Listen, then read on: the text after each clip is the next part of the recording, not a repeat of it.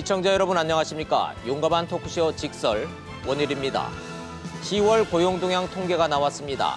취업은 찔끔 늘었는데 실업이 조금 더 늘었기 때문에 전체 고용률은 좀 떨어졌고 실업률 역시 조금 올랐다가 핵심입니다.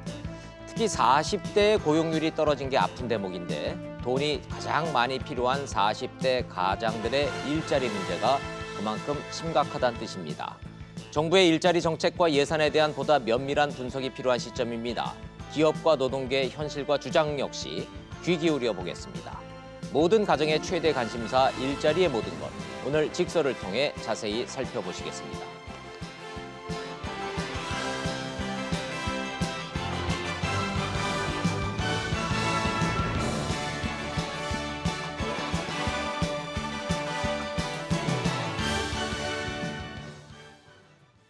이야기해 주실 전문가 세 분 소개하겠습니다. 숙명여대의 신세돈 교수님, 고려대학교의 김성희 교수님, 그리고 현대경제연구원의 최양호 고문님 세 분 모셨습니다. 어서 오십시오. 안녕하십니까. 먼저 통계청이 발표한 10월 고용 동향 내용부터 알아보도록 하겠습니다. 취재 기자가 전화로 연결돼 있습니다. 장가희 기자 나와 계시면 전해 주시죠. 네, 장가희입니다. 네, 취업자 수가 어떻게 됐습니까? 네, 통계청은 지난달 취업자가 2,709만 명으로 지난해보다 6만 4천 명 증가했다고 밝혔습니다. 취업자 수 증가폭은 올해 7월 5천 명을 기록한 이후 넉 달째 10만 명에 못 미쳤습니다. 산업별로는 도소매업과 숙박 및 음식점업에서 줄었고 특히 상대적으로 양질의 일자리라고 할 수 있는 제조업 취업자는 올 4월부터 7개월째 감소했습니다.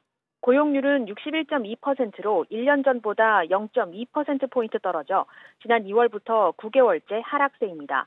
실업자는 1년 전보다 7만 9천 명 늘어난 97만 3천 명으로 집계됐습니다. 이에 따라 실업률은 1년 전보다 0.3% 상승한 3.5%를 기록했는데요. 이는 10월 기준으로 지난 2005년 3.6%를 기록한 이후 13년 만에 가장 높은 수준입니다. 통계청은 40, 50대 중심으로 실업자가 늘며 전체 실업률이 상승했다고 설명했습니다. 지금까지 SBS CNBC 장가입니다. 통계청이 발표한 10월 지난달의 고용 동향 통계 수치를 전해드리다 보니 수치가 워낙 많이 나왔습니다. 휙휙휙 지나갔기 때문에 전체적으로 뭔가 안 좋구나라고 시청자 여러분들이 느낌은 가지시겠지만 도대체 얼마나 어떻게 됐는지 아마 수치는 잘 기억을 못하실 것 같아서 먼저 저희가 통계청 발표 내용을 그래픽으로 띄워드리고 교수님들의 해석과 분석을 제가 요청드리도록 하겠습니다. 먼저 취업자 수부터 먼저 좀 보여주시면 고맙겠습니다. 취업자 수 가장 궁금한데 넉 달째 10만 명 밑으로 지금 밑돌고 있다는데요. 김성희 교수님부터 좀 부탁을 좀 드리겠습니다. 지난달 고용 동향이에요. 취업자 수는 그래도 좀 6만 4천 명 좀 늘었다. 좀 긍정적으로 평가하면 저 숫자부터 좀 얘기를 좀 해야 될까요?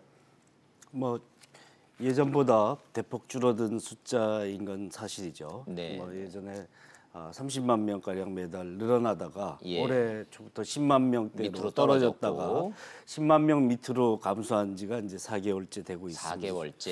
이게 여러 가지 정책적 변수 때문이냐, 경기 요인이냐, 아니면 우리 경제가 어떤 구조적 변동을 겪고 있느냐, 고용 흡수력이 높은 제조업이나 이런 비중이 경기 부진 때문에 산업구조 조정 때문에 영향을 받기도 하는데 그런 산업들의 비중이 상대적으로 감소하고 있고 이게 이제 일자리 질의 변동하고 어떻게 관련이 있느냐 질적 개선이라는 얘기도 있는데 양적 약화와 질적 개선이 동시에 진행되고 있는 나름 긍정적인 해석을 할 수 있는 대목이냐에 대해서 논란이 여전히 있다고 생각이 듭니다. 해석의 영역은 제가 잠시 뒤에 다시 구체적으로 질문을 좀 드리기로 하고요. 저 수치에 대한 이 분석만 숫자와 그래픽만 놓고 보면 취업자 수가 2,700만 명 정도고 실업자 수가 97만 늘어난 것만 놓고 보면 취업자는 6만 명이 늘었고 실업자도 7만 명이 늘었으니까 플러스 마이너스 하면 시청자 입장에서는 실업자 수가 더 많구나. 결국 고용은 좀 계속 마이너스로 떨어지는구나. 이렇게 해석은 되는데 그 해석은 가능한 수치? 실업자 숫자는 10월 통계로 13년 만에 최저인 거고. 13년 만에 최저. 예. 그런데 이제 쭉 추이를 보면 2월에 가장 높았습니다. 4.4%가 넘었다가 쭉 뭐 유지되고 있는 수준이다. 조금 계절 조정 수치로 일반 그냥 숫자로 보면 계속 떨어지고 있는 편인데요. 근데 계절 조정으로 뭐 우리나라 이제 계절 변수에 따라 실업률이라는 게 변동폭이 크기 때문에 계절 조정을 해야 되는데 그렇게 본다면 뭐 그냥 실업률은 그대로 유지되고 있다 이렇게 볼 수 있습니다. 그렇군요. 이게 최근 동향으로 보면 그런데 올해부터 취업자 수 증가폭이 대폭 감소했기 때문에 그 실업자 수가 올해 초부터 계속 유지되고 있다고 하더라도 고용 약세 추세는 계속되고 있다. 이렇게 볼 수 있겠죠. 아까 이제 앵커께서 이번 달에 취업자가 6만 4천 늘었고 실업자는 7만 9천 늘었으니 숫자가 뭐 비슷비슷하니 우리가 못 느낄 수 있는 부분이 있어요. 취업자가 늘었을 때 그 취업자는요 대부분 단기 일자리예요.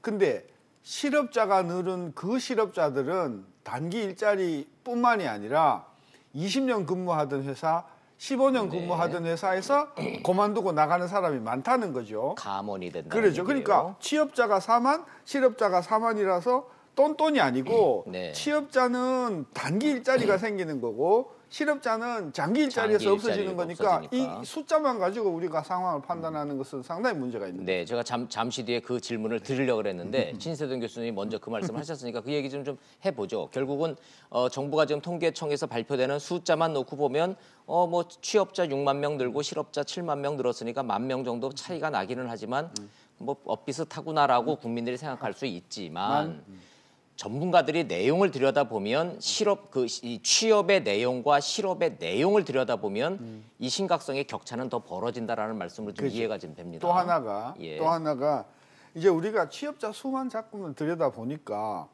우리나라 근로자들이 얼마를 근무하는가 하는 부분에 대해서는 신경을 덜 써요. 근속 연수 말씀하시는 아니요. 겁니까? 근로시간. 일주일 동안에 근로시간, 근무하는 시간이요. 이번에 통계 보니까요.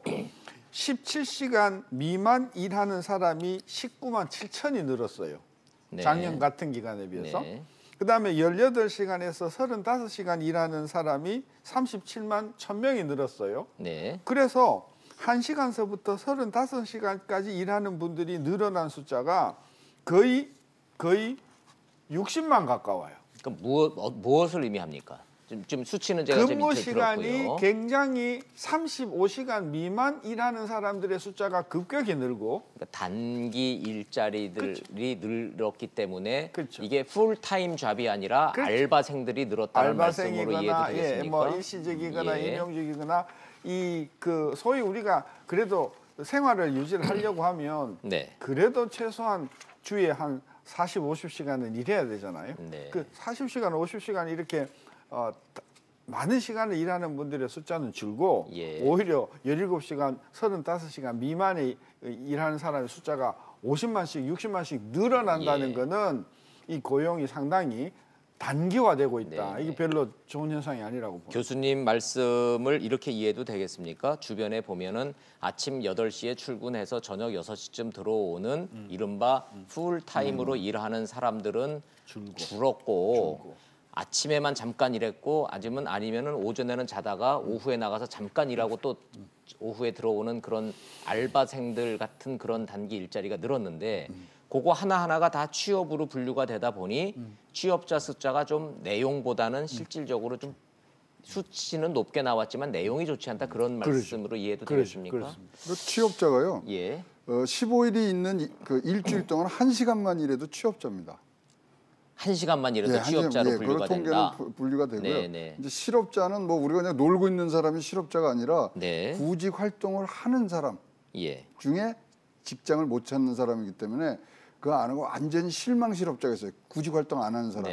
그 사람들은 또 잠재적으로 지금 뭐 숫자들을 뭐 추정은 합니다만은 거기도 실업자군에 일 안 하는 사람군에 이제 들어가 있기 때문에 그런 것들은 우리가 좀 감안해서 보셔야 되고요. 지금 나오는 숫자들 뭐 취업 증가가 얼마 됐다 이런 거는 지난달 대비 는 게 아니고요. 전년에 예. 같은 달에 대비해서 얼만큼 늘었느냐니까 그것도 조금 염두에 두시고 숫자를 보시는 게 좋을 것 같습니다. 직설 시청자들의 수준이 지금 거의 준 경제학자 다 되셨기 그렇죠. 때문에 고용 동향 이런 거 실업률 얘기하고 그럴 때 제가 추가 설명을 일부러 안 드리는데 말씀하셨으니까 추가 설명 드리고 가면 지금 10월 고용 동향은요. 9월하고 비교한 고용 동향이 아니고요. 작년 10월하고 이제 대비를 해보는 겁니다. 이 계절적으로 그렇죠. 지난달하고 비교하는 거는 무의미하기 때문에 그렇답니다. 그럼 이제 작년에는 그럼 얼마 늘었냐? 예. 그럼 말씀을 드리면 28만이 늘었거든요. 작년에 예. 그러면 이제 저 아픈 대목이에요. 네. 2017년 11월에는 27만 명, 28만 명 늘던 그렇죠. 일자리가 올해 2018년에는 이제 6만 명 간신히 넘긴 겁니다. 그나마도 그 6만 명이라는 숫자도 내용이 좋지 않기 때문에 주변에서는 이게 취업이 늘었다라는 게 실감이 안 나는 겁니다. 지금 시청자 여러분들. 제가 재밌는 여러분들. 통계 하나 말씀드릴게요. 네. 지난 10년 동안의 월별 통계로 따지면 120개 통계가 있잖아요. 예. 그 120개 월 통계 중에서 가장 일자리가 낮은 숫자로 랭킹을 매겼더니 가장 나쁜 게 8월 달에 3천, 예. 2위가 9월 달에 5천, 3위가 7월 달에 3위가 그 5월 달에 7만 2천, 네. 5위가 6월 달에 10만 6천, 네. 그리고 9월 달에 4만 5천, 6만 4천이니까 금년 2월서부터 10월까지의 숫자들이요. 지난 120개월 중에서 낮은 랭킹으로 1, 2, 3, 4, 5, 6, 7, 8위가 전부 이 금년에 다 몰려 있어요. 금년에 몰려 있어요. 그래서 올 들어서 유난히 경기가 안 좋다. 아이고 경제 어렵다. 사람들 입에서 아이고 힘들어 죽겠다 소리 나오는 게 다 이유가 있는 겁니다. 지금 보면 지난 10수년에 걸쳐서 최소한 일자리만 놓고 보면 최근 석 달이 1, 2, 3 거꾸로 꼴찌에서 1, 2, 3등이에요. 1, 2, 3, 4, 5위가 다. 예. 뒤집어 얘기하면은 김성희 교수님, 뒤집어 얘기하면 문재인 정부 출범한 직후부터 그 연말까지 뭐 저 남북 정상회담하고 한참 분위기 좋고 막 이럴 때가 우리 경기도 정점이었다라는 신임 통계청장의 분석도 발언도 있지만 통계를 내놓고 봤더니 뒤집어서 복기를 해봤더니 오히려 올해보다 작년 2분기, 3분기가 그때가 피크였다. 좋았었다 그때가. 근데 사실은 그때도 우리 막 어렵다 그런 얘기 많이 했었는데.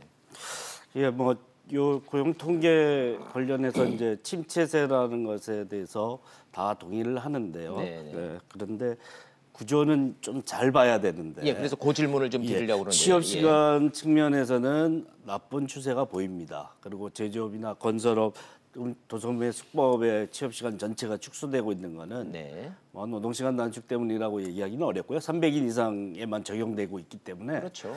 그게 아니라 조업 단축 양상이거든요. 그러니까 경기가 안 좋아서 전체적으로 이 기업들이 중소기업들이 조업을 단축해서 그러는 거지 이거 뭐 근로 시간 단축돼서 그러는 건 아니란 말씀이세요. 조업 단축의 양상이 또 다음에 이제 초단기 일자리라도 생계를 위해서 해야 된다. 그래서 단시간 일자리라도 고용되는 사람들의 비중이 점점 늘고 있는 추세는 계속 되고 있거든요. 그리고 이 양상은 예의주시해서 봐야 되는데 반대 양상도 좀 있습니다. 고용보험 가입자 수가 증가하고 있는 거는 이게 제도화의 효과라고 할 수 있죠. 포함되지 않았던 사람이 포함되는 비율이 점점 높아지는 제도가 성숙되고 확충되니까 그렇지만 고용의 질의 한 측면일 수 있고요.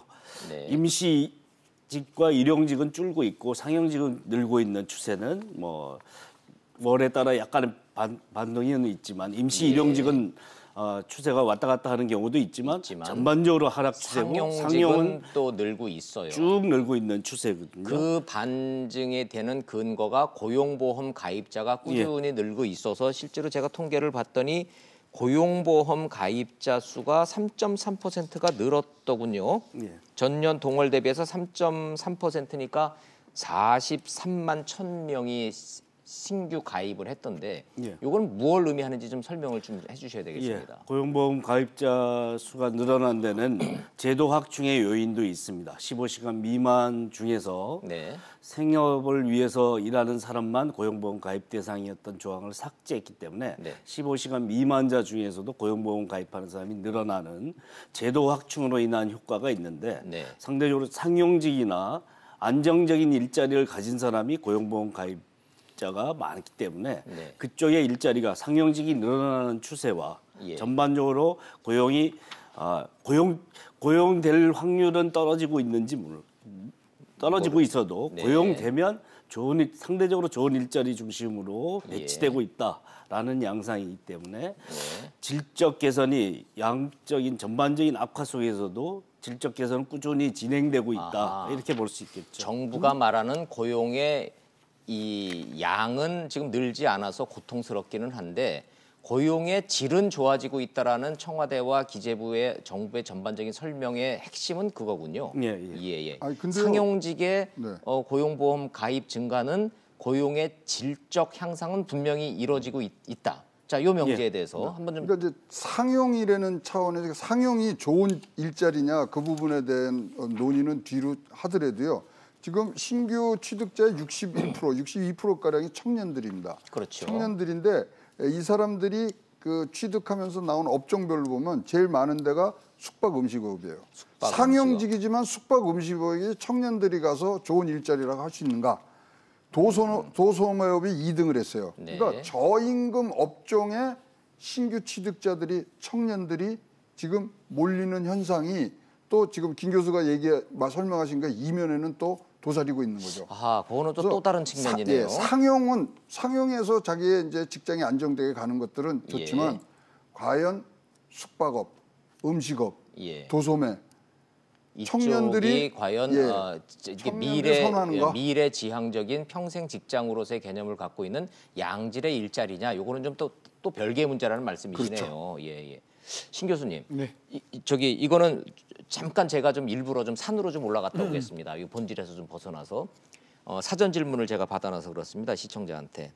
고용보험 그러는데 월급쟁이들이 고용보험 그러니까 다들 그냥 무의식적으로 월급에서 그냥 얼마 떼가는 건강보험료 떼듯이 고용보험료는 떼는 걸로 알고들 있는데 이건 나한테 나중에 돌아오는 돈인가 아닌가가 잘 모른다는 거예요. 그래서 고용보험에 대한 기초적인 질문을 좀 하고자 하는데 고용보험은 월급쟁이가 반 내고 회사가 반 내주는 거 맞습니까? 그렇게 돼 있나요?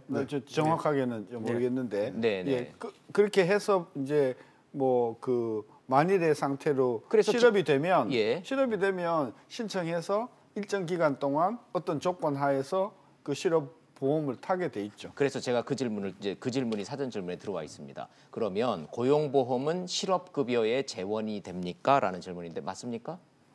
재원인가요? 얼마나 있나요? 지금 우리 대한민국에? 뭐 7조라는 얘기도 있고 그 변동성이 있는데요. 왔다 갔다 하겠죠. 구직급여라고 하는 실업보험 급여를 받는 경우는 노사가 반반씩 내고요. 고용안정사업이라고 해서 조업 단축을 하거나 이럴 때 휴업 지원금이나 노동시간 단축 지원금을 주거나 직업훈련을 시키는 사업은 사용자가 전적으로 부담하고요. 사용자가 내는 거고요. 또 고용보험하고 산재보험은 붙어 있는데 산재보험은 전적으로 1%인데 사용자가 부담하게 사용자가 내는 거죠. 자, 그래서 고용을 하고 있는 단기 일자리들 중에 나 사대보험 이런 거 싫고요. 그냥 당장 현금이 필요하니까 이런 거 가입하지 마시고요. 저 그냥 다 돈으로 월급으로 다 주세요. 이런 분들이 의외로 많다는 거예요. 그런데 이게 의무적으로 가입이 되게끔 되면서 사업주들도 꺼리는 측면이 좀 있고 본인들한테도 당장 돈이 안 들어오니까 꺼리는데 정부가 이거를 이제 의무적으로 확 늘려놨기 때문에 거기서 미스매치가 발생한다. 이거 그러지 마시고 들으셔야 됩니다라고 얘기를 해야 됩니까? 아니면은 이거는 사회 안전망을 같이 안전망인 거죠. 포용 경제든가 사회 또 그런 실업자들이 많으면 지금은 아무런 영향이 없는 것 같지만 돌아서 오면은 경제 성장률이 떨어지고 이러면 우리한테도 영향이 가기 때문에 사회 보장적인 차원에서는 해줘야 돼요. 지금 1.3% 뜁니다. 근데 내년에는 그게 좀 올라가요. 1.6%. 그리고 이제 구직급여를 받으시려 그래도 자기가 사표 썼다고 받는 건 아니거든요. 그게 지금 세 번째 질문이었는데 제가 고용보험료를 매달 이렇게 월급에서 띄고 있는데 어느 날 갑자기 제가 회사를 그만두게 됐습니다. 그럼 제가 실업급여를 다만 얼마라도 그에 준해서 받는 겁니까? 이런 질문. 공단에 신청을 하고요. 이유들을 다 내셔야 되고. 내가 자발적으로 낸 사표자는 안 됩니다. 못 받는 거죠. 그리고 구직 활동을 또 하셔야 돼요. 그렇죠. 예, 그래서 이 고용보험료에 대해서 의외로 월급쟁이들이 좀 거부감이 좀 있다라는 질문을 좀 드리는 겁니다. 우리나라 이제 지금 그 고용보험 이제 사회적으로 필요에 의해서 필요하긴 안정된 한데. 사람들이 꾸준히 내줘서 불안정한 사람에게 혜택이 가도록 하는 되는군요. 설계도죠. 그런 방식으로 이제 이게 뭐 저 그만둘 일이 없는 대기업의 좋은 직장에 다니는 사람들이 많이 내주고 불안정한 직장에서 막 왔다 갔다 하는 분들한테 사회 안정망 차원에서 부의 재분배 차원도 좀 이렇게 나눠 갖는 개념이군요. 그렇게 돼야 되는데 아직 제도가 충분히 확충이 되지 않아서 자발적 실업자에게 적용이 안 되는데 자발적, 비자발적이라는 경계가 애매합니다. 좀 그래서 뭐 비자발적 실업자로 해주고 하는 경우도 꽤 있는데. 그러니까 저를 잘라주세요 이렇게 얘기한다는 거 아니에요. 뭐 그러지 않을 경우에도 뭐 비자발적 사유로 하는 경우도 꽤 있습니다. 그런데 자발적인 경우도 잘 안 되고. 뭐 또 포함되지 않는 특수고용이나 이런 영역이 점점 확대되고 있는데 그쪽에도 적용이 안 되고 예술인에 적용하는 문제, 그다음에 영세 자영업에 적용하는 문제 이게 지금 화두로 올라와 있습니다. 그렇군요. 과제로. 예. 아이고 이거 뭐 더 들어가면 들어갈수록 좀 더 복잡해지고 어려워질 것 같아요. 다시 본론으로 좀 들어와서 신 교수님. 자, 고용보험 피가입자 수가 전체적으로 늘었는데 청년들의 고용보험 이율은 지금 얼마 되지 않는다. 그래서 결국은 이거는 청년 실업률과 직결된 문제라고 보시나요? 그걸 어떻게 해석을 하셔야 됩니까? 글쎄 신규 취득자 비율수는 지금 그래프 보시듯이 쭉 줄고 있어요. 전체적으로 추세를 보면 저건 줄어드는 추세가 맞는 것 같다는 생각이 들어서 여쭤보는 겁니다. 근데 그러니까 고용보험을 취득하는 사람이 신규냐 아니면 전에 했는데 잠시 또 빠져 있다가 다시 들어오냐 이 구분이잖아요. 그런 면에서 보면 신규 취득자 비율이 준다는 것은 다른 말로 한 번 받았던 사람이 안 들어가 있다가 다시 들어오는 취득하게 되는 경우가 훨씬 더 많다는 것이죠. 결론적으로 지금 취직 시장에서 적어도 고용보험 시장에서는 새로운 난생 처음 이렇게 보험 시장에 들어오는 사람보다는 이렇게 과거에 경력이 있던 사람들이 무슨 이유로 빠져나가 있다가 다시 취업하게 되면서 고용보험으로 들어오는 경우가 되게 많다 하는 걸 나타내주는 거니까 저게 무슨 청년 시장에 무슨 뭐 고용 상황이 좋아졌다 나빠졌다 이걸 말하는 것은 아니라고 보여져요. 그렇군요. 그 최 고모님 아까 말씀 중에는 보면은 이게 지금 신규 취득자 수가 역대 최저래매요. 그렇죠. 고용보험만 놓고 보면. 그럼 이게 고용 시장을 가늠할 수 있는 통계로서의 의미는 어떻게 설명이 가능하십니까? 그럼요. 이게 최저치라는 얘기는. 이제 신규가 계속된 건 일단 좀 경력직이던 뭐 진짜 인생 최초로 하던 그런 부분들이 취업이 돼야 고용보험료를 낸다는 그렇죠. 얘기죠. 그런데 취업자 수가 줄어드니까 고용보험 가입자 수가 최저치로 지금 계속 기록을 가르치는 거죠. 전체 파이는 줄고 있다. 줄고 있다. 그래서 그 부분들에 대해서 우리가 굉장히 지금 신경을 써야 되고요. 아까 지금 신세동 교수님 좋은 그 지적을 해주셨는데 이 경력직 위주로 간 거는 결국 고용 시장이 어떻게 바뀌냐면요. 옛날엔 적성 위주로 뽑았어요. 옛날에 저 삼성 이런 데서 뭐 10,000명씩 뽑아갖고 교육시켜서 배치했잖아요. 그게 아니라 그러네요. 그러고 봤더니 중심으로. 그룹 차원에서 다 일단 막 한 10,000명 뽑아요. 그렇죠. 그래서 그 안에서 막 자기들끼리 이제 연수도 하고 그래가지고 나눠요. 그래서 너는 삼성전자, 너는 삼성물산, 뭐 너는 뭐 어디 이렇게 보냈는데 요새는 물산에 수출 담당 직무 중심으로 사람들을 뽑기 시작하게 고용 시장이 완전히 바뀌었어요. 그렇군요. 그러니까 취업이 맞춤형으로 바뀌었네요. 그렇죠. 취업 준비가. 아니 회사에서도 필요한 사람이 이런 능력을 가진 이러한 스펙의 사람을 뽑는 거예요. 그냥 옛날에는 화려하게 학교 다닐 때 스펙만 갖고 가는데 이제는 일에 관한 직무형 이 취업 시장으로 지금 바뀌고 있습니다. 그럼 갑자기 떠오르는 질문. 그러면 경력직들이 이렇게 이직하고 그럴 때 더 유리해집니까? 아니면 신규 젊은 이 대학 졸업자들이 더 유리해집니까? 저보고 지금은 경력자들이 훨씬 더 우대받고 유리한 상황입니다. 경력자가 유리해진다는 얘기는 지금 대학 졸업해서 첫 취업을 시도하는 젊은이들한테 고용 절벽으로 가는 거 아닙니까? 안 그래도 새로 신규 채용하는 비율이 점점 떨어지고 있지 않습니까? 이유가 그런 그거군요. 상태에서 경력직 위주로 채용하고 있기 때문에 청년의 실업난 뭐 더 심각해지고 있는 거죠. 그래서 사실은 좀 다른 시각에서 보면요. 옛날 뭐 고도성장기에는 대규모로 뽑아서 자기 인력으로 육성을 했는데 인력을 육성하는 기능을 안 하고 사실 시장에서 이미 길러진 사람들을 갖다 쓰는데 사실 사회적으로는 사실 기여라기보다는 기업들이 이제 인력을 새로 육성하고 새로 뽑아서 새로 육성해서 길러내는 것이 사실 바람직한 고용을 늘리는 중요한 방법인데 이미 만들어진 사람들만 갖다 쓰겠다라는 것은 누가 육성을 하느냐. 이게 문제가 될 수 있습니다. 아, 그렇습니까? 근데 요거는 좀 한 발 좀 더 들어가서 좀 다른 분들 의견, 신 교수님 거기에 대해서 어떻게 생각하세요?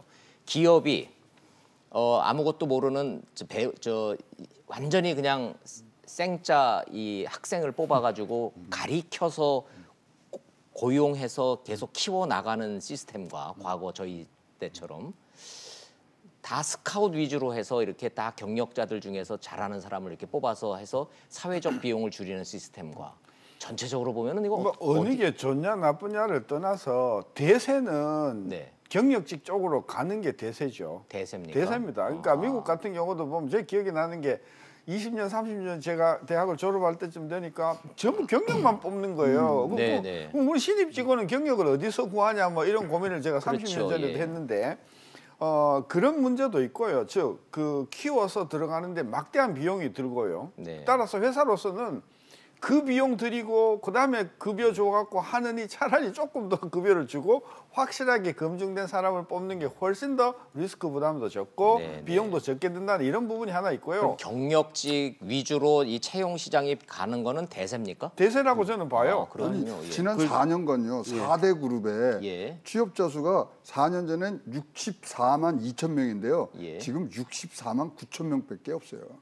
그러니까 4년 동안에 0.12% 7천 명 든 거밖에 없거든요. 그러면 대규모로 뽑아서 하는 게 아니라 어디 결혼이 나면 경력직 갖다 쓰고 쓴다. 그러니까 공채 시즌이라는 게 사라지고 이제는 상시 채용 시스템으로 바뀌어가고 있는 게 대세란 말씀이시죠? 그렇죠. 그건 이제 전체 이제 뽑는 것도 뽑기도 하고, 근데 그게 대폭 줄었죠. 그렇군요. 또 하나는 그 대졸 사원들의 이게 취업 시장이 워낙 나쁘다 보니까 어떤 학생 그 자세를 가지냐면 일단 되는데 들어가고 보자 해서 들어갔다가 상황을 봐서 1, 2년 만에 그냥 회사를 옮기는 경향이 전반적으로 신입 직원의 취업 시장이 어려운 가운데서도 시장이 워낙 어렵다 보니까 자기의 어떤 재능을 못 살리는, 그래서 이직하는 사람들이 대단히 많은 현상이 참 나타나니까. 그럼 이직은 당연히 늘어나겠군요. 그렇죠. 그게 트렌드라면. 그러면서 이제 그런 공간이 생기니까 회사에서는 차라리 4, 5년 경력을 가지고 있는 사람한테 급여를 조금 더 주고 뽑는 게 훨씬 더 안정성 차원에서는 좋다. 이런 차원에서 그럼 그 말씀인즉슨 그게 대세로 굳어진다면 신입 대졸 사원을 뽑아서 교육시켜서 훈련시켜서 하는 그런 사회적 비용은 오롯이 중소기업의 몫이고, 중소기업이 사람 키워놓으면은 대기업은 일 잘하는 사람 착착착착 뽑아가서 가면은 전체 노동시장으로 봤을 때는 이게 바람직한 현상입니까? 아니면 이게 이제 그 부분은 좀 산업구조 고도화되면 이제 경력직 중심으로 뽑는 풍조가 생기는 거는 어쩔 수 없는데 그 풍조가 한번 굳어지면 더 심해지죠. 대표적인 직업훈련 분야가 대표적인 시장 실패 분야인데요. 시장 실패라는 거는 투자한 사람이 수익을 못 가져간다는 겁니다. 그래서 누구도 투자를 하려고 하지 않습니다. 그래서 인적 자본의 투자를 굉장히 좀 소극적으로 생각하게 되는 풍조가 만연하게 되는 거죠. 그래서 사람을 키워서 뭔가 우리에게 좋은 인재로 만든다 이런 생각은 안 하고 어디서 잘 가져다 쓰는 게 그것을 그래서 시장 지배력이 있는 뭐 독점적인 재벌 대기업일수록 그런 걸 쉽게 할 수 있는 것이죠. 쉽게 하죠. 그렇게 되면 점점 더 안 하게 되는 신규 채용도 억지로 하지 않으면 안 되는 상황까지 가는, 그렇게 흘러가고 있죠. 그래서 저희가 통계를 찾아봤더니요. 중소기업의 80%가 올해 하반기 채용 계획이 없답니다. 그렇죠. 또 하나 재미있는 현상이 말입니다. 한 30년 전에는 대한민국의 모든 대기업들이 동시에 채용을 했어요. 맞습니다. 못 가게 확보하려고. 제가 딱 그 세대입니다. 근데 지금은 규모도 작지만 예를 들면 삼성이면 삼성, LG면 LG가요. 엇갈려요. 계열 전체로 뽑질 않고요. 아주 회사별로 세분화된단 말입니다. 옛날에는 일단 삼성그룹에만 들어가면 자기의 재능과 능력에 따라서 뭐 전자로도 배속될 수 있고 뭐 물산으로 배속될 수 있는 행동의 운신의 폭이 넓단 말입니다. 그러니까 일단 삼성 들어오면은 옮겨갈 수 있는 가능성이 크기 때문에 계속 붙어 있는데요. 이제는 예를 들면 특별한 회사에서 소수를 뽑아버리니까 일단 자기하고 적성이 안 맞는 데 들어가 버리면 자기는 다른 계열사는 갈 수가 없잖아요. 그러니까 이직의 요인이 되고 부적응의 어떤 그런 요인이 좀 다른 얘기 한 가지 말씀드리고 싶은 게 아까 고용보험 이제 확대 필요성이 있다. 우리나라 좀 제한적으로 설계돼 있어서 사회 안전망 기능을 충분히 못한다라는데 가장 중요한 문제 하나가 지금 청년들 최초 구직자들이 적용이 안 됩니다. 생애 첫 취업자들. 취업하기 전까지는 고용보험이거든요. 고용이 돼야 자격 조건이 발생하기 시작을 합니다. 고용이 돼야 고용보험을 내죠. 그러니까 다른 나라는 다 실업보험으로 운영이 되는데 실업자이면 자격이 생기는 것과 고용이 한번 됐어야지 자격이 생기는 것은 천양지차이죠.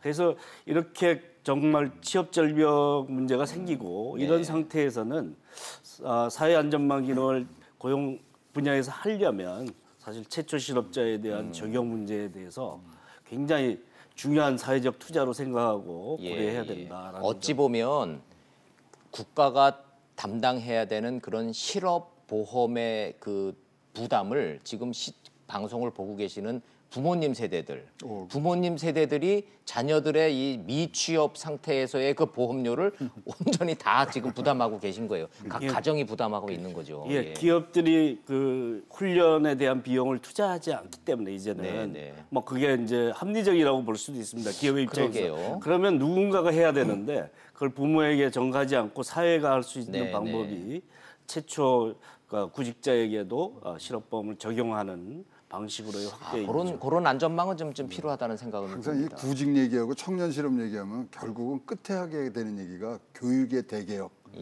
진짜 직장과 이제 자기의 직업과 연결되는 부분. 이것까지 다 가게 되더라고요. 그래서 이 청년 실업 문제가 단순한 청년 실업 문제가 아니고 교육을 어떻게 바꿔서 그것이 우리의 산업의 또 접목이 되느냐. 항상 여기까지 꼭 가게 돼요. 맞습니다. 예를 들면요. SK 같은 데서 뭐 15조 투자해서 34만 명이 고용 효과가 있다고 뭐 이런 발표들 자주 들으시잖아요. 이천에 라인 하나 세우는 거거든요. 라인, 반도체 라인. 이천 총 인구가 22만이에요. 34만이 들어갈 수가 없어요. 그러네요. 그러면 34만이 되려고 그러면 여기에 반도체 기계라든가 또 건설 이런 이 취업 유발 할 수 있는 숫자들 다 합해서 34만이거든요. 그런 전체적인 사회의 전방위적인 그런 구조와 교육의 문제 이런 것까지 다 합쳐서 복잡합니다. 한 번은 복잡하지만 이 산수식을 사회적인 대타협으로 풀어나가야 되는 뭐 우리 상황이 있습니다. 문재인 정부가 지금 해야 되는 그런 문제가 이렇게 굉장히 다 고차 방정식의 문제인 겁니다. 이게 30년 전으로 거슬러 올라가면 지금 신 교수님 말씀 듣고 저도 생각이 나는데 저희 언론만 해도요 기자들이 100% 공채였거든요. 그럼 저는 어느 언론사에 공채 몇 기로 들어간다 시험을 보고 들어가는 겁니다. 보통 한 9명에서 10명을 뽑았는데 30년이 지난 지금 SBS, KBS, MBC 같은 지상파만 딱 놓고 봐도 정확하게 몇 명을 뽑든지 신입반, 공채반, 경력반이에요. 지금은. 그러니까 언론사도 이제는 10명을 다 신규로 뽑아서 교육 훈련시켜서 기자로 쓰는 게 아니고 다른 언론사에서 일 잘하는 친구들을 스카우트 개념으로 경력직으로 모집하고 절반 정도만 공채로 하는 게 이게 트렌드인 거 보니까 취업 준비하시는 분들은 한번 잘 생각해 보시고 일단 어디 들어갔다가 경력으로 옮기시는 것도 방법 아닐까 싶기는 해요. 이게 이제 트렌드라 그러니까. 학생들이 저한테 이제 취업 상담 많이 오는데요. 저는 첫 번째가 졸업을 빨리 해라. 빨리 사회에서 배우는 것이 훨씬 많고 사회에서 이제 뭐 경력을 쌓는 게 취업의 더 지름길이고 이제 그렇게 못하는 사람들이 있잖아요. 또 그것도 안 되면은 그래서 요새 유행하는 게 이제 인턴. 학교 다니면서 인턴한 것들에 대한 경력과 이런 뭐 얻은 지식들을 좀 쳐주기 때문에 또 인턴 경쟁이 무지하게 심한 거예요. 인턴 경쟁 세죠. 그래서 이제 이게 맞물려서 돌아가는 겁니다. 맞습니다. 자, 좀 얘기를 고용 동향 통계 얘기를 하다가 좀 이 취업 노하우까지 이제 교수님들이니까 이제 가봤습니다. 뭐 인턴이든 뭐든 뭐 어디든 들어가면 부모님들 입장에서는 본인들한테가 다행스러운 일이죠. 근데 한 가지 지금 통계 중에 제일 아픈 대목이 좀 하나 있어서 이건 짚고 좀 가야 되겠습니다. 왜 유난히 40대 가장들의 일자리가 이렇게 확 줄었죠? 그거 좀 한번 좀 그래프 좀 보여주시면 뭐 전체적으로 안 좋기는 한데 유난히 40세에서 49세, 40대 허리들이 지금 마이너스 폭이 커요. 요거 뭘 의미하는 거고 요거는 어떻게 대처해야 되는지 한번 전문가들 의견 좀 여쭈겠어요. 신 교수님, 네. 요거 좀 제일 아픈 대목이죠. 그렇죠. 정부로서도. 뭐 그렇죠. 가장 근본적인 문제죠. 아직 애들은 대학 졸업 안 했던 40대, 나이고. 특히 30대, 특히 40대 경우에 따라서는 월별로 50대도 많이 빠지는 달이 있거든요. 예. 근데 40대, 50대 좀 넓게 봐서 30대, 50대 이 인구가 취업자가 준다는 것은 중년층. 네, 이분들이 가정을 가지고 있고 아직도 자녀 교육시켜야 되고 아파트 빌린 돈도 갚아야 되고 이런 분들은 다 단기직이 아닐 거란 말이에요. 이자도 내야 되고 주에 최소한 50시간 일하는 분들일 거란 말이죠. 그렇죠. 이런 분들이 한 명이 취업자가 준다는 것은 아까 단기 일자리 뭐 10명이 느는 것보다도 더 무거운 어떤 그 중압감을 주는 것 아닙니까? 저는 한국 경제의 말하자면은 실물 경제의 뿌리가 흔들린다라고 하는 게 바로 40대, 50대의 취업자 수가 준다는 것이다. 다시 말하면 중소기업이 막 문을 닫고 중소기업이 조업을 단축하고 그래서 일자리가 자꾸 없어지는 현상이 물론 이게 어제 오늘의 일은 아니나 한 뭐 몇 년 계속 되었으나 그렇죠. 이것이 한국 경제의 뿌리가 흔들리고 기둥이 무너지고 있는 아주 명확한 증거다. 저는 그래 보는 거죠.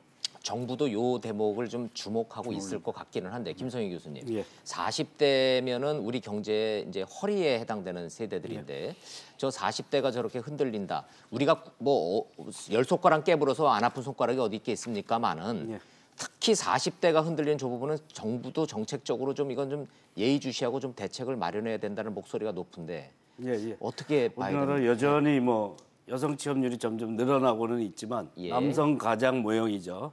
남성이 그렇죠. 가족을 부양하는 모델에서 완전히 벗어나 있지 못합니다. 여전히 여성 고용률은 낮은 편이니까 다른 나라에 비해서. 그래서 40대 남성에서 줄고 있다. 지금 40대 남성 가장들이 흔들리고 있는 겁니까? 그렇죠. 그리고 그렇군요. 특히 이제 상대적으로 양질의 일자리라고 하는 제조업 쪽에 구조조정, 조선 자동차 구조조정의 여파로 부품사까지 쭉 영향을 주기 때문에 지금 자동차 산업이 흔들리니까 1차 밴드, 2차 밴드 중소기업으로 내려가면서 가장 돈을 많이 벌어야 될 연령대인 40대부터 지금 감원이 이루어지고 있다 이렇게 봐도 될까요? 군산에서 이제 GM에서 10,000명 가량이 구조조정이 되면 됐는데. 부품 업체까지 연쇄 효과는 10만 명이 넘어가는 거예요. 15만이라는 통계까지도 나오더군요. 그럴 조선업의 여파는 이제 오래됐죠. 계속 그게 진행형이고 뭐 회복이 된다고 하더라도 해양 부분에 고용을 했던 것은 다 해결이 안 되고 조선 쪽만 뭐 회복은 되고 있다지만 고용 문제에 대해서 굉장히 소극적으로 대처하고 있으니까 중소조선사는 여전히 어렵고 그래서 제조업에서의 여파가 상당히 크다. 두 번째는 이제 도소매 음식 숙박업 쪽에서 주는데 이걸 연결이 돼 있지 않기 때문에 정확하게 어떤 취업자에서 40대 가장이 줄었는지는 정확하게 얘기하기는 어렵습니다. 연관시켜서 해석할 뿐인데 도소매 음식 숙박업 쪽이나 이쪽에서 줄고 있는 비중에서도 40대 자영업이나 고용인 중에서도 줄고 있을 것이다 라는 점에서 여기에 우리나라의 취업 구조의 변동하고 있는 거구나라고 할 수 있는 느끼는 것인데 그 중에서도 이쪽이 이제 특히 줄고 있는 것은 좀 위험한 신호이다라고 할 수 있겠죠. 그런데 청년 측에서 또 고령층에서 고용이 늘고 꼭 좋은 일자리로 넣는 것은 아니기 때문에 바람직하지는 않지만 여성과 청년 고령층은 늘고 중장년에서 줄고 있다. 이 추세는 우리나라 고용구조 전반의 약세 현상을 상징하는 모습이다라고 볼 수 있겠죠. 근데 10월달 통계 보면 김 교수님 말과 틀려요. 10월달 통계에 보면요. 남자 40대가 6만 9천이 줄었고요.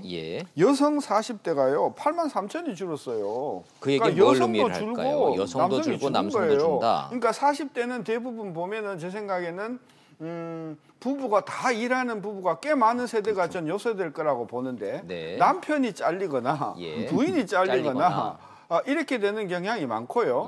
그다음에 특히 50대가 지난달에 마이너스 26,000명이 남자에서 없어지니까 그걸 누가 메꿨냐면 여성이 50대가 메꾼 거예요. 그렇죠. 그러니까 50대 남편이 실직이 하니까 이제 50대 여성들이 다 취업 전선에 뛰어들었다는 그러니까 얘기죠. 여성이 나가서 이제 그래서 50대 여성이 특히 50대 60대 여성이 그 취업자가 늘은 것은 아까 우리 경제가 지금 아까 말한 허리, 제조업뿐만이 아니고 도소매나 이런 풀타이머들이 경쟁력이 없어짐으로 직장을 잃으니까 이것들이 이제 40대, 50대 남녀 불문하고 40대, 50대 인구가 많이 취업을 여성 취업률이 전반적으로 늘어났다는 얘기죠. 근데 이제 40대 여성까지 동반 하락한 것은 어느 분야에서 어느 직종에서 일어났는지 잘 봐야 되긴 하는데요. 그 연결 자료까지 주는 것은 아닌데 예상을 하자면 서비스업 부분에 동반 하락할 수 있는 방법은 자영업자이고 무가족 종사자일 수 있습니다.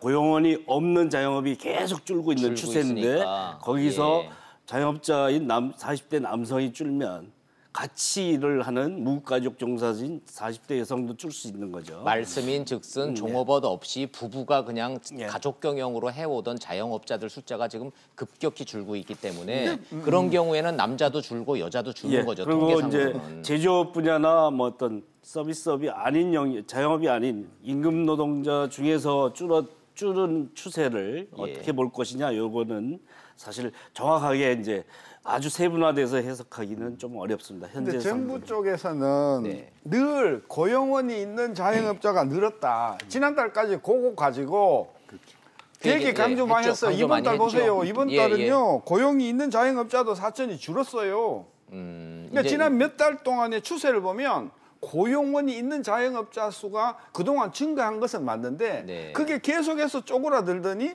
지난달에는 드디어 이제 3만 4천이었고 증가했고요. 드디어 이번 달에 4천 줄었어요. 그 문제 맥락은 최저임금 탓으로 자영업이 준다. 이 얘기에 대한 얘기에 뭐 그러면 고용원이 있는 자영업이 줄었어야 될 텐데 왜 고용원이 없는 자영업이 막 계속 주느냐 이에 대한 반발이지 뭐. 그렇죠. 정부의 설명은 최저임금 자체에는 죄가 없습니다. 그 얘기를 하고 싶었던 거겠죠. 그걸 연장하면 이렇게 변명할 수도 있는 거잖아요. 뭐냐면 경기가 좋으니까 자영업을 하는 사람들이 많이 생기는 거 아니야. 이렇게도 변명을 할 수 있는 여지가 있는 거였어요. 이게 최저임금만 가지고 이야기하는 게. 신 교수님 말씀의 요지는 최저임금의 여파가 쭉 나와가지고 이제 드디어 고용원이 있든 없든 자영업에 타격을 주는 것이 통계로 나타난다는 말씀이신 거죠. 한국 경제가 계속해서 쪼그라드는데 자영업의 감소라 그러지만 그거는 퇴직하는 게 아니고요. 폐업하는 거예요. 자영업들은요. 그렇죠. 이거는 더 충격이 망해서 문 닫는 거죠. 충격이 더 오는 거고요. 지금 사실 우리가 뭐 이번에 KDI에서는 이번 달에 마이너스가 나온다고 발표를 했었어요. 2만 천 정도가. 그럼에도 불구하고 지금 6만 5천까지 갈 수 있었던 것은 사실 우리가 좀 재정 중독이 돼 있거든요. 그래서 세금으로 만든 일자리가 9월 달엔 13만 개인데 지금 뭐 보건 그다음에 사회복지 서비스업 이런 것들에 이번 달에 늘어난 거 보니까 거기는 15만이더라고요. 그래서 지난달에 4만 5천 개, 올해 이번 달에 6만 5천 개, 2만 개 차이는 재정으로 지금 확대적 재정으로 지금 저기도 나옵니다만 15만 9천 명이 지금 늘어났지 않습니까? 저것은 뭐 100% 지금 세금으로 가는 거기 때문에 지금 이 세금으로 재정으로 어디까지 버텨갈 수 있느냐 이것도 지금 우리 고용 동향에서의 굉장히 깊은 고민이 쌓여 있습니다. 이 의견은 이제 뭐 동의하기 좀 어려운데요. 사실은 그러니까 새로 재정을 그러니까 원래 새 재원이 투입되는 게 공사리 불문하고 교육 서비스업은 다 투입이 되는 거죠. 보건의료에도 간접적으로 재정은 투입될 수 있는데 그거는 건강보험 재원이든 이렇게 해서 투입될 수 있는 거죠. 그것까지 이제 다 이제 재정으로 만든 일자리다 이렇게 얘기하면 그건 좀 과도한 해석일 수 있고요.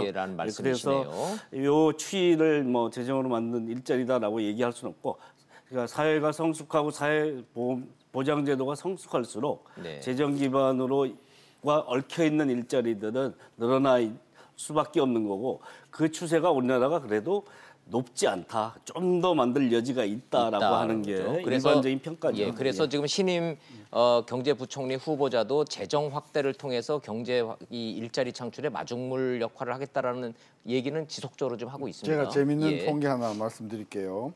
박근혜 정부 당시에 공공행정 부분에서 평균적으로 작년에 비해서 3만 정도가 공무원이 늘었어요. 늘었죠. 문재인 정부가 들어오고 나서 작년 8월, 9월서부터 8만, 9만, 10만까지 쫙 늘었습니다. 네. 아니 공약은 81만 명 늘리겠다는 그러니까 작년 공약이니까. 8월, 그러니까 집권하고 나서부터 공공 부분의 행정 그 부분에 늘었죠. 8만, 9만 늘었죠. 예, 늘었습니다. 예. 그로부터 딱 1년이 지났습니다. 네. 왜냐하면 그 작년 7월, 8월이니까 지금 그렇죠. 금년 7월 딱 그죠. 예. 숫자가 얼마 늘어난 줄 아세요? 2만 늘었어요. 2만 명. 그러니까 작년 초만 하더라도 공공 부문에서 8만, 9만씩 늘었잖아요. 그때는 그거 늘었는 것에 비해서 1년쯤 지나니까 이게 팍 쪼그라들었죠. 예, 증가폭이 이제 줄어드는 2만이에요, 거예요. 2만. 예, 예. 그래서 이 공공 부분에서 아무리 문재인 정부를 하더라도 예. 내년도에 계속 늘릴 수는 8만씩 전년 동비로 늘릴 수는 없을 거다라고 하면 재정을 아무리 확장해도 그렇죠. 공공 부문하고 사회 간접 서비스에서 지금 15만이 늘었잖아 이번 달에. 내년 요때쯤 되면요, 요 놈의 기저 효과 때문에요, 요 부분도 2, 3으로 확실히 줄어버릴 것이다. 네, 그러면 네. 내년 요맘쯤 되면 그동안 일자리를 그나마 만들어 오던 공공행정하고 사회 간접 서비스에서도 예. 이제는 더 이상 증가할 수 없게 되면 이제는 뭐 확실히 고용이 그래서 고용 시장이 점점 개선될 거다라고 하는 이 정부 전망에 대해서는 약간 회의적인 시각을 좀 갖고 계신 것 같아요. 요 질문으로 한번 가보겠습니다. 저희가 40대가 위험하다, 40대 허리가 좀 고용이 줄어든 거를 걱정을 하다 보니까 연령대별 고용률 현황에 대한 통계 수치를 다시 보여드리면서 추가 질문을 좀 해보겠습니다. 가운데 허리인 40대, 50대가 지금 줄어든 거는 지금까지 말씀을 드렸고 그 분석했습니다. 희한한 거는요, 맨 오른쪽 한번 봐주십시오, 시청자 여러분. 60세 이상 0.2%포인트가 올랐어요.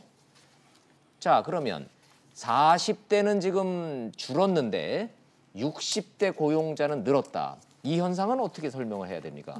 단순히 뭐 이제 사회 임대업이라든가 이런 관리라든가 지금 보니까 어디에 많이 들어가셨냐면 단순 노무에 25%, 기능 기계 조작에 22%, 그다음에 서비스업에 22% 이 정도 되니까요. 예. 진짜 굉장히 단순한 그럼 뭐 우리나라 노인 그 빈곤 이 문제가 굉장히 심각한데 생계형으로 지금 들어가서 일하시는 그러면 분. 이제 지자체 그 길거리에 있는 그렇죠. 화단에다 물 주기, 뭐 담배 꽁초 줍기. 네, 공공사업에 지금 투입된 걸로 봐지고요. 그럼 공공 일자리 결국은 그 노인층 60세 이상의 노인층 그 일자리 늘어나는 것도 공공 분야에서의 단기 일자리 증가로 보시는 그렇습니다. 건가요? 지금 평균 15만 개가 지금 뭐 계속 돌아가고 있으니까요. 예. 저 부분에 그 뭐 영향력이 큰 것 같고요. 재정으로 일자리 늘린다는 같은 맥락으로 말씀하시는 거죠? 네, 그렇습니다. 저 연령대의 증가는.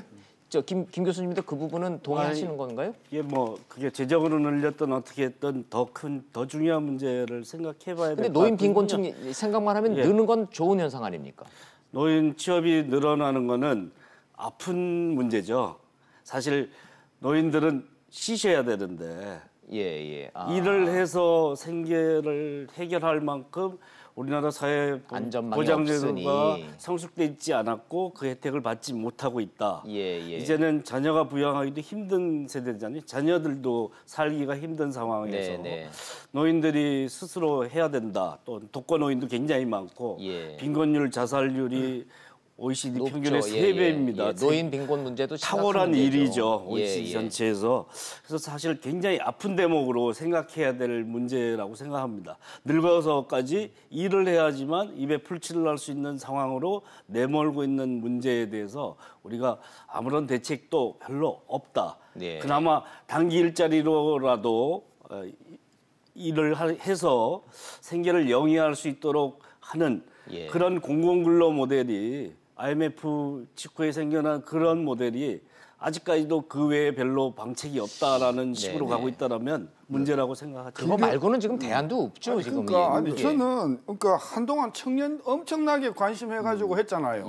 뭐 그러니까 청년 실업자 대책이 나왔잖아요. 효과 없잖아요. 이제는 뭐 60대 이상의 취업 가지고 이야기를 하는데 제 질문은 왜 40대, 50대 실업자가 느는 부분에 대해서 왜 정부는 노령층에 대해서 투입하는 만큼의 신경도 안 써주시는가? 저는 그걸 좀 형평성 있게 좀 대책을 했으면 좋겠다는 말씀. 저도 같은 맥락인데요. 자, 60대 늘어서 그럼 생계형으로 가는 부분들에 우리가 도움을 준다면 그거는 복지예요.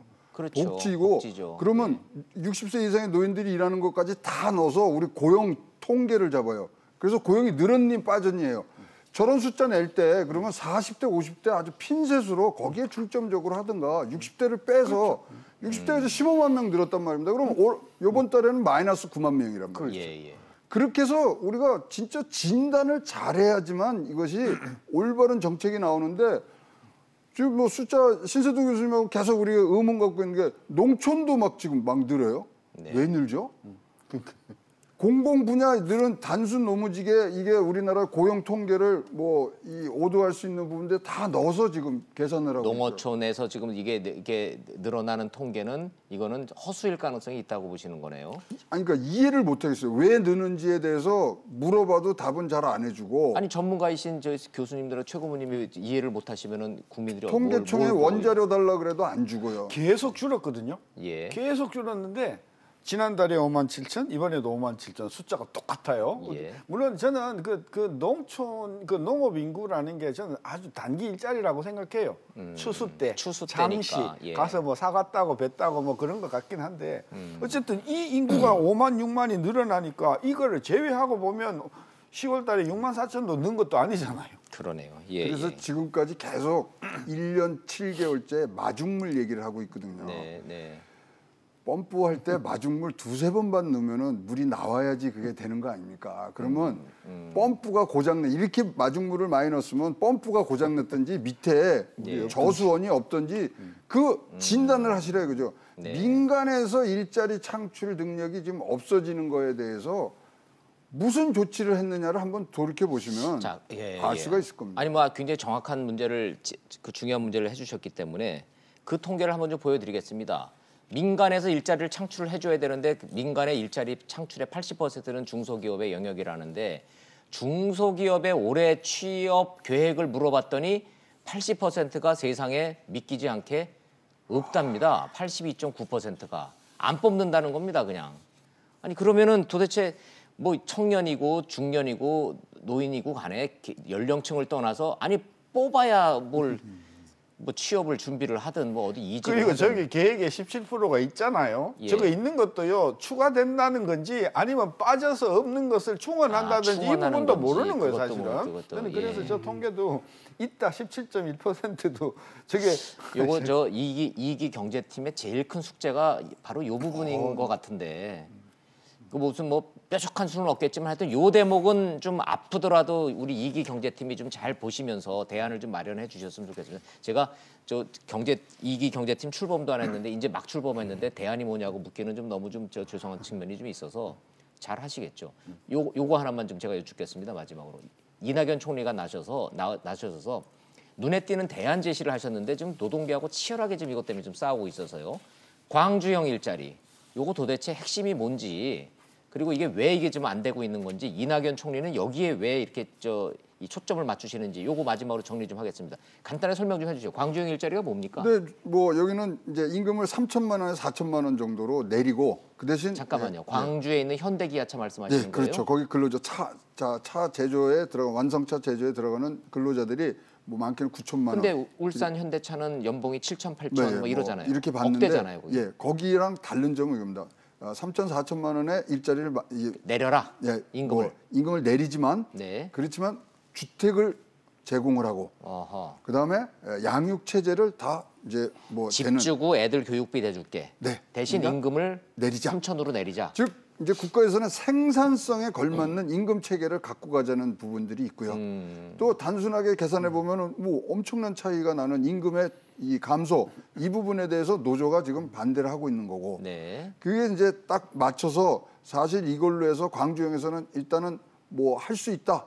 그리고 노사 간 뭐 거의 이제 합의가 돼가는 부분들이 이제 전국적으로 퍼져나가고 싶은 그런 부분들하고 지금 뭐 민노총 한노총하고의 또 대립 이걸로 지금 아주 지금 첨예하게 붙어 있는데요. 그렇군요. 자, 이거 뭐 소위 말하는 사회 안전망을 확충한 상태에서 생산성에 걸맞는 임금 체계, 예. 우리가 갈 수 있는, 채택할 수 있는 그런 옵션 중에 네네. 아주 좋은 옵션이라고 보여집니다. 신선현 교수님, 이 광주형 일자리 이낙연 총리가 저렇게 반드시 성공해야 된다, 이거 노사가 양보해서 이거 합의해야 된다, 성공해야 된다, 저렇게 이제 주장을 하시는데 될 것 같습니까? 아니면 저 어렵습니까? 어떻게 플랜하느냐, 계획하느냐에 따라서 저는 가능성이 있다고 봅니다. 구체적으로 되면은 국가적으로 구체적으로 좋은 거죠. 현대기아자동차에서 퇴직한 분들이 예. 옮겨가는 경우에는 예를 들어서 뭐 우대를 한다든지 하면 노조의 반발을 상당 부분 무마뜨릴 수 있는 그런 부분도 있지 않겠습니까? 예. 그리고 이 제품 여기서 공장에서 나옴으로 해서 일감이 다른 그 현대기아차 일감이 줄거든요. 예. 일감이 줄면요. 아까 뭐 현대기아차 연봉이 7천 8천 그랬는데요. 그 연봉이 7천 8천이 아니고요. 그 잔업수당, 특근수당을 다 포함해서 그 정도 나오는 거기 때문에 네. 일감이 줄어들면 그 현대기아자동차 직원들의 소득도 확 줄어들기 때문에 이 사람들은 그렇군요. 그게 자기의 밥그릇하고 연결이 된다고 보기 때문에 그렇다. 저는 그래서 그 부분을 정부가 잘 플랜을 해서 광주형 일자리에 들어오는 분들은 일단 현대기아자동차 기존 직원의 경우에 인센티브를 주고 이분들이 퇴직했을 때 네, 이쪽으로 네. 옮겨가는 이런 어떤 그런 절충안이 있으면 저는 그 부분도 상당히 저는 될 수도 있다고 보시네요. 봐서 예. 플랜을 어떻게 짜냐에 따라서 그 프로그램의 성패가 좀 달려 있다고 봐요. 네네. 김성희 선생님, 근데 왜 노동계는 이거를 정치 포퓰리즘이라고 반발을 하죠? 예, 임금 뭐 수준을 뭐 좀 긍정적인 측면도 있습니다. 원하청의 임금도 격차가 안 나도록 하겠다. 네. 하청업체의 임금이 뭐 절반 정도밖에 안 된다, 뭐 60%밖에 안 된다 이런 얘기를 하는데 그보다 더 낮을 수도 있습니다. 그래서 그런 것을 해결하는 모델이고 중간 이상의 중고형 임금 수준. 네. 그쪽에 일자리를 만드는 게 바람직하다 이렇게 네. 돼 있죠. 공공부문 일자리에 주목하는 이유도 중간 이상의 아주 예. 초고 임금은 아니지만 그 이상의 임금 전체 평균을 올릴 수 있는 네. 그런 일자리라는 건 맞는데요. 그런 일자리를 만들어내겠다. 네. 그게 이제 지자체와 협력을 통해서 만들어내겠다라는 건데 울산 현대자동차에서 반발하는 이유도 이게 성공하면 사실은 일감을 나눠먹기의 성격을 가지고 있어서 예, 어느 차가 가느냐도 걸려 있습니다. 그렇죠. 인기 차종이 만약에 인기 차종이 글로 가서 일감이 광주로 많이 가면 현대기아차의 기존의 노조 입장에서는 일감이 줄어드니까 수당이 줄어들고 본인들의 임금이 줄어들 여지가 있다 이런 걱정이군요. 예, 광주에서는 이제 전기차를 생각을 하는데 현대차 라인업에 없는 게 소형 SUV입니다. 그렇죠. 소형 쌍용에도 성공을 했고 GM도 주력을 하려고 하는 그쪽에 영역이 비어 있으니까 그것을 한다면 타협의 여지가 있을 수 있는데 전기차로 해야 된다, 장기적인 계획이 돼야 된다 해서 미래형 자동차를 투입해야 된다라는 얘기에 대해서는 울산 쪽에서 반발이 굉장히 심하군요. 미래 먹거리라고 보는군요. 예, 이게. 그렇죠. 그러니까 어느 쪽에서 그것을 가져갈 거냐에 대한 이게 고민은 쉽지 있습니다. 않은 건데. 근데 이거는요, 진짜 경제 원탑의 의지의 문제입니다. 이거는 하겠다는 의지를 갖고 해야지 뭐 협상에서 그 나온 거에 대해서 어떻게 대처를 하겠다가 아니고 우리나라의 경제 원탑이 누굽니까? 경제부총리라며요. 대통령이셔야죠. 대통령이 나서야 의지로 된다. 이거를 풀으셔야지 우리가 넘어갈 수 있는 임금 피크제라는 게 있지 않습니까? 정년이 될 사람들한테 급여를 깎고 그 대신 임기를 보장해주는 좋은 제도가 있지 않습니까? 전 이 광주형 플랜트를 거기에 연장선상에서 현대기아자동차에 근무하셨던 분이 조금 일찍 퇴직을 하고 이쪽으로 오면 급여는 조금 낮지나 직장을 좀 더 연장해준다라고 하면 저는 노조의 어떤 반발도 상당히 저는 줄여들 수 있는 그런 여지가 있기 때문에 저는 그 플랜을 어떻게 하냐에 따라서 노조도 그다음에 현대차도 윈윈할 수 있는 그런 프로그램이 저는 가능성이 있다고 봐서 한번 성공을 하도록 정부가 계획을 잘 세워주면 좋을 것 같습니다. 노동계가 문재인 정부한테 속았다라고 지금 얘기를 하고 총파업을 예고를 하고 있어서 노동계 출신인 홍영표 민주당 원내대표도 민주노총 도대체가 말이 안 통한다고 지금 막 고개를 잘래잘래 흔들고 계시는데 요 대목은 어떻게 하든지 타협점을 마련해내서 잘 됐으면 참 좋겠습니다. 그래서 우리 지금 이 일자리 문제의 새로운 모델로 자리 잡았으면 좋겠는데 진행형이니까 시청자 여러분들과 함께 잘 한번 지켜보도록 하죠. 오늘 시간이 다 돼서 고용 지표 타개할 만한 얘기 묘수를 충분히 다 도출해냈다고 볼 수는 없지만 충분한 걱정했으니까 이기 경제팀이 잘 해내리라 기대하면서 오늘 세 분 말씀 여기서 정리하도록 하겠습니다. 고맙습니다.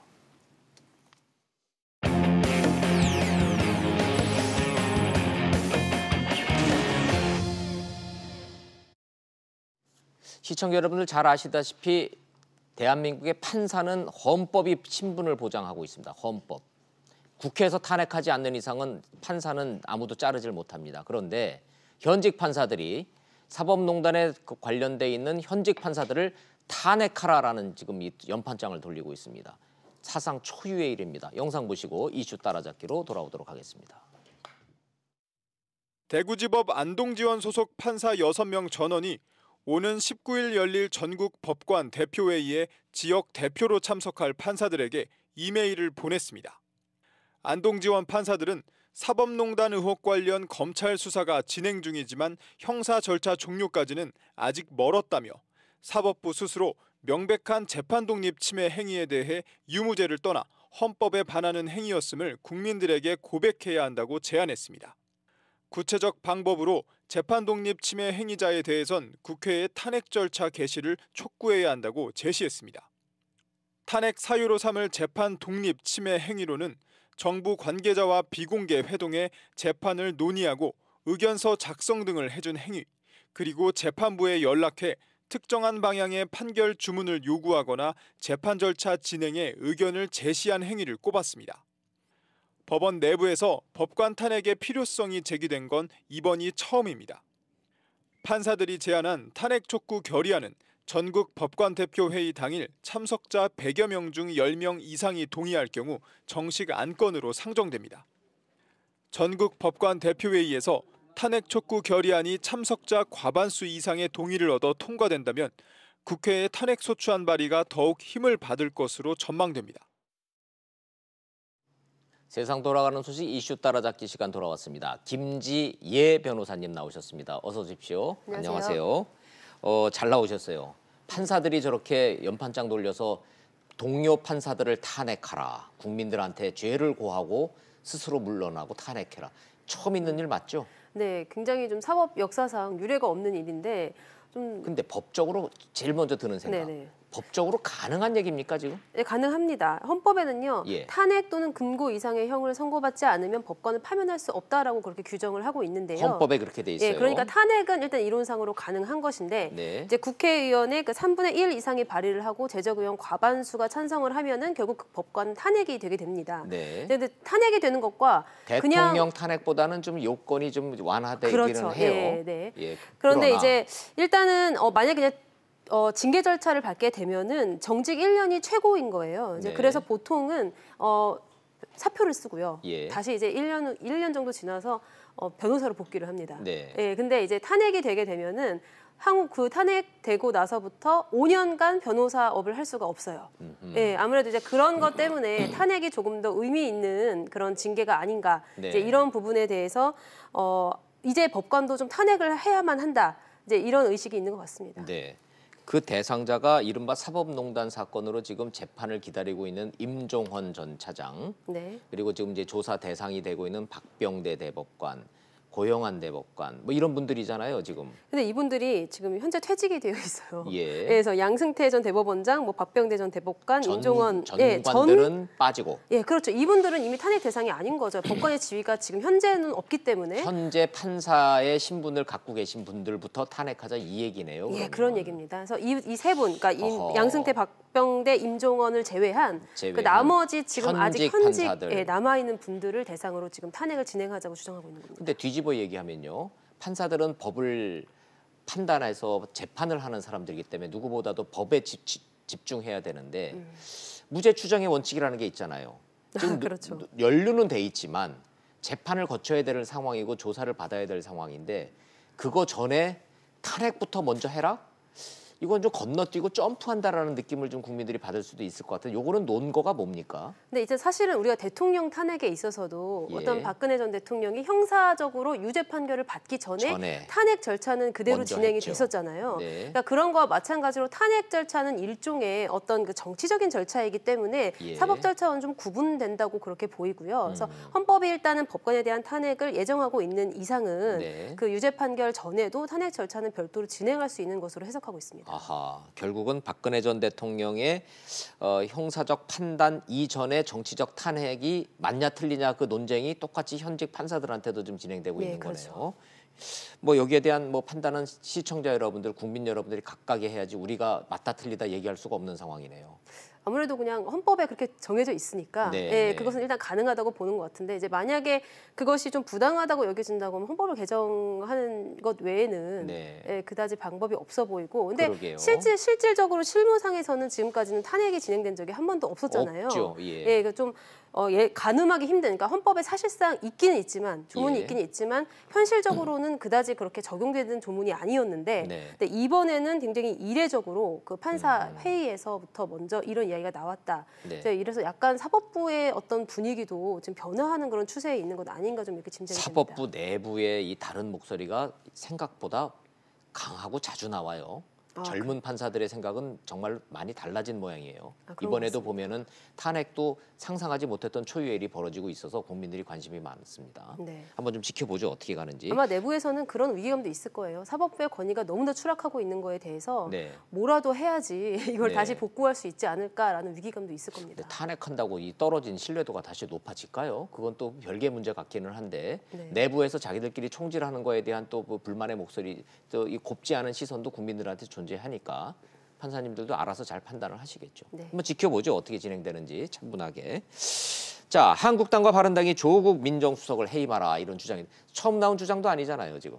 뭐 계속 인사가 있을 때마다 언제나 그 인사 검증에 대한 실패 책임을 물어서 민정수석을 해임해야 한다라는 이야기 계속해서 나오고 있었죠. 이것도 그럼 시청자 눈높이에서 그럼 질문하겠습니다. 조국 민정수석 해임안 처리 현실적으로 좀 가능한 얘기입니까? 아니면 그냥 정치적으로 이렇게 그냥 공세를 하는 겁니까? 저는 정치적 공세라고 봅니다. 현실적으로 불가능한가요? 그러니까 민정수석에 대한 해임안 권한은 어차피 대통령에게 있는데 대통령이 이거는 마음을 먹어야 되는데 그렇죠. 근데 이제 이를테면 이런 거예요. 대통령이 그래서 저와 협치를 위해서 내가 민정수석을 해임하겠다라고 이야기하면은 어느 정도 이제 그 대통령이 본인들에게 숙이고 들어오는 걸 이제 바라는 그런 모양새가 되거든요. 근데 그게 좀 현실적으로는 굉장히 쉽지 않을 거라는 거를 본인들도 알고 있을 거라고 저는 생각을 합니다. 김 변호사님은 문재인 대통령이 조국 민정수석을 해임할 생각이 1도 없다고 보시는 거네요.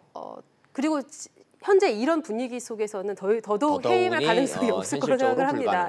자, 그런 사상 다 알고 있는 자유한국당과 바른미래당이 조국 민정수석 해임안을 자꾸 이렇게 집착하는 정치적 이유는 뭡니까?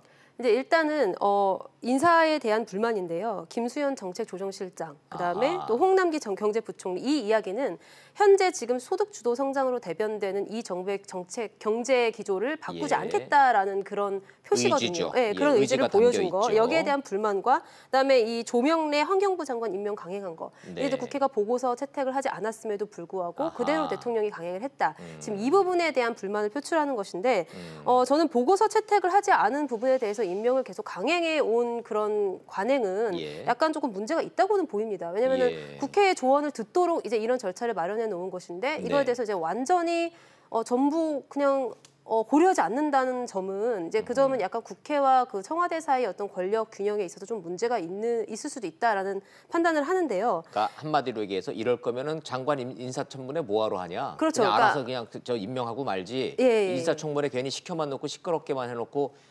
뭐 임명은 대통령 마음대로 할 거면 인사청문회 왜 하냐라는 야당의 지금 불만들이 좀 여기서 터져버렸군요. 네, 이제 물론 어느 정도 그런 합리적인 측면은 있는데요. 그럼에도 불구하고 지금 현행 법상으로는 그래서 이 임명을 강행했을 때 이것을 뭐 제어할 방법도 제어할 없잖아요. 방법은 없습니다. 법적으로는 뭐 대통령이 하면 그만인 거지 않습니까? 그래서 저는 이제 양쪽이 전부 다 약간의 좀 양보가 필요하다고 생각하는 게 청와대 나름대로 이제 굉장히 좀 강하게 본인들이 처음 계획했던 것들을 밀어붙이는 경향이 있고 그다음에 야당 같은 경우에는 지금 12월 2일 날 예산안 처리를 해야 되는데 2일까지 그때까지의 일종의 이제 볼모로 잡는 거죠, 정책을. 정책과 예산안을 볼모로 잡고 우리 요구 안 들어주면 안 해줄 거야. 뭐 이렇게 그냥 누워버리는 그런 형태가 계속해서 이제 반복적으로 일어나고 있어서 이렇게 되면은 결국에는 국정 운영에 차질이 빚어지고 그 피해는 고스란히 국민들한테 올 수밖에 없다는 사실에서 서로 조금 한 발짝씩 양보가 필요하지 않을까 이런 생각도 좀 해봅니다. 조국 민정수석 해임 요구에 대해서 민주당 측의 반응은 한마디로 근거 없는 명분 없는 몽이다. 그만둬라. 이제 이런 거 같고. 근데 왜 그러냐면은 조금 왜 조국 민정수석을 공격을 하느냐를 가만히 생각을 해보면 어떻게 보면은 그 대통령을 대신해서 조국 민정수석이 일단 매를 맞아라 뭐 이런 취지거든요. 이제 그런 부분이 그런 정치적 노림수가 있다는 그렇죠. 말씀이시군요. 단순히 조국 민정수석이 그 자리에서 나가는 것뿐만이 아니라 그냥 어떻게 대통령에게 어느 정도의 타격을 가하겠다라는 그런 의도가 명백히 보이기 때문에 이제 그 부분에 대해서 청와대도 한 발짝 물러설 수가 없을 겁니다. 아마. 근데 야당이 뭔가 이렇게 국민들한테 탁 지금 지지를 받을 수 있는 타겟 포인트를 정확하게 자꾸 찌르고 들어가야 되는데 조국 민정수석 해임 건의안은 목소리는 높은데 언론이나 국민들 관심은 그렇게 뒷받침되는 것 같지 않아요. 왜들 저래?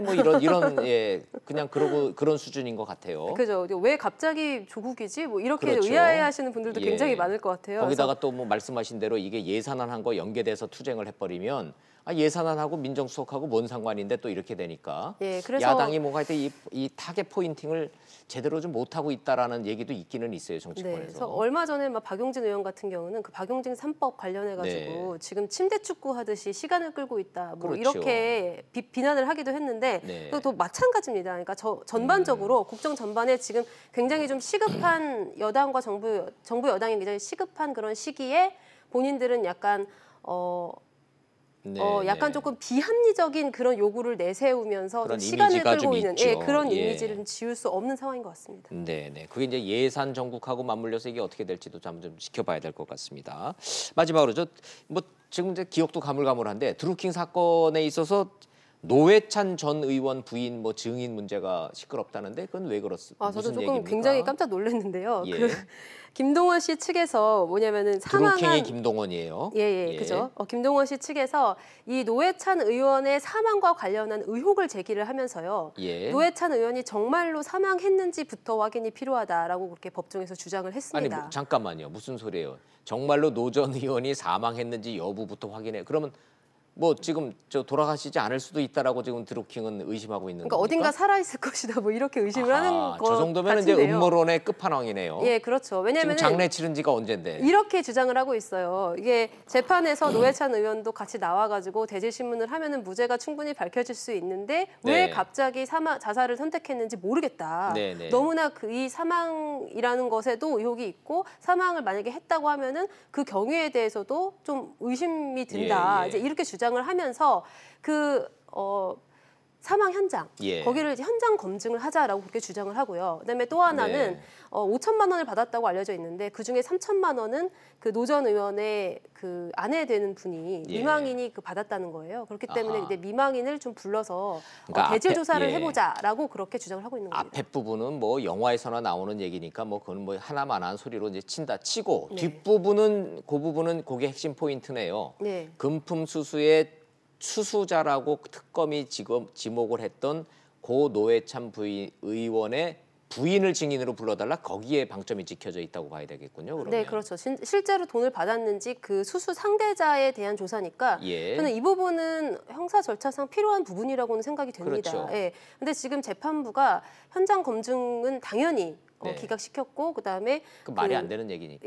노회찬 전 의원의 그 아내에 대한 증인 신문도 지금 현재 기각한 그런 상태예요. 증인으로 안 해요. 그렇기 때문에 김동원 씨 측에서는 이거 굉장히 재판부가 불공정하게 재판을 진행하고 있다라는 그런 의혹을 국민 제기하고 입장에서 있는 좀 거고요. 궁금한 거는 돌아가신 노회찬 전 의원은 드루킹 측으로부터 돈을 받은 사실 자체는 인정하는 듯한 유서를 남기시지 않았습니까? 그렇습니다.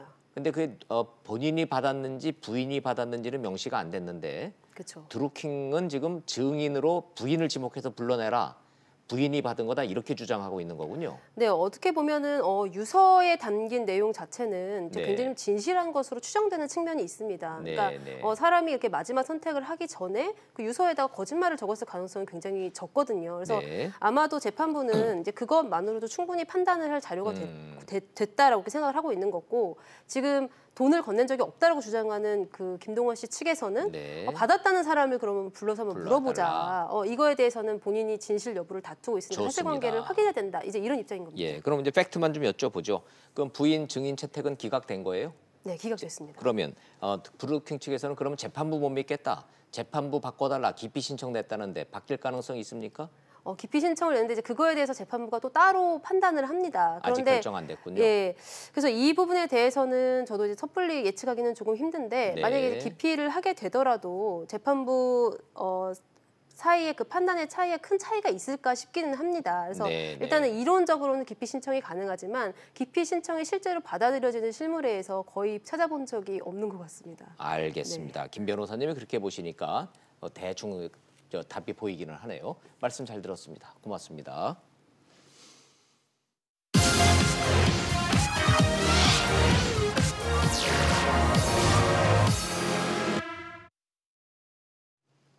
자유한국당의 전원책 실험은 보수 논객을 통한 인적 쇄신이었는데 결과는 좌충우돌 우왕좌왕으로 끝났습니다. 쟁점은 전례 없는 전권이었답니다. 전원책은 전권 준다더니 안 주더라 이랬고 김병준은 전원책이 월권했다 이럽니다. 근데 전권이 어디까지냐가 이 문제의 본질일까요? 저는 아니라고 봅니다. 핵심과 본질은 자유한국당 내부에서의 역시 박근혜입니다. 탄핵 자체가 잘못이었다라는 친박계, 탄핵은 옳았다면서도 복당한 비박계, 시간은 2년이나 흘렀는데 당신에게 박근혜는 어떤 존재냐? 이 질문에 대한 답을 못하고 있습니다, 의원들이. 과거지산이 따지지 말자. 친박, 비박 분명 존재하는데 이젠 계파 없다. 태극기 부대도 우리 편이다. 그러면서 인적 쇄신은 하자. 국민 입장에서는 이거 도대체 뭐 하자는 건지 이해가 안 됩니다. 민주당은 극좌 종북 세력과는 확실히 선 긋고 털어내고 집권했습니다. 한국당은 보수라는 바구니 안에 극우부터 중도까지 다 쓸어 담겠다는 건데 가능할지 모르겠습니다. 정치적 정체성과 노선, 반성도, 성찰은 물론 토론도 없는 그저 말뿐인 통합.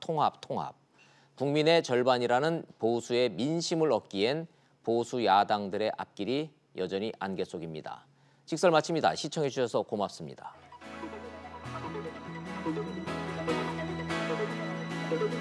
Thank you.